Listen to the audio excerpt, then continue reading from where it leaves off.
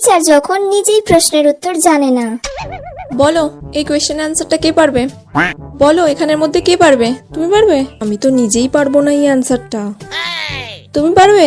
না। পারবে না কেন? পড়াশোনা করো না? কি করতে স্কুলে এসে বসে থাকো? এই তুমি বলো। দূর বাবা, কেউ তো একটা উত্তরও বলতে পারছে না, আর কতক্ষণ এইভাবে চালাবো? বেলটাও পড়ছে না যে ক্লাস থেকে বেরিয়ে যাব, ভালো লাগে না। বলো। এই তোমরা সবাই প্রাইভেট কার কাছে পড়তে যাও? ম্যাম আপনার কাছেই। ঠিক আছে, তুমি বাদ দিয়েও তো এতগুলো স্টুডেন্ট আছো, তার মধ্যে কেউ বলতে পারছো না? ম্যাম আপনিই বলে দিন। আমি কেন বলবো?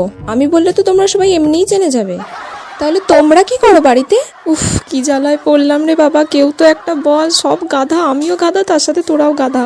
বলো। নিজে তো জানি না, যা বললো তাতেই হ্যাঁ বলে দিই। শুনলে কি বললো? তুমি কেন পারলে না? শুনে নাও ভালো করে, কালকে যেন কোয়েশ্চেনটা ধরলে তুমি পারো, ঠিক আছে?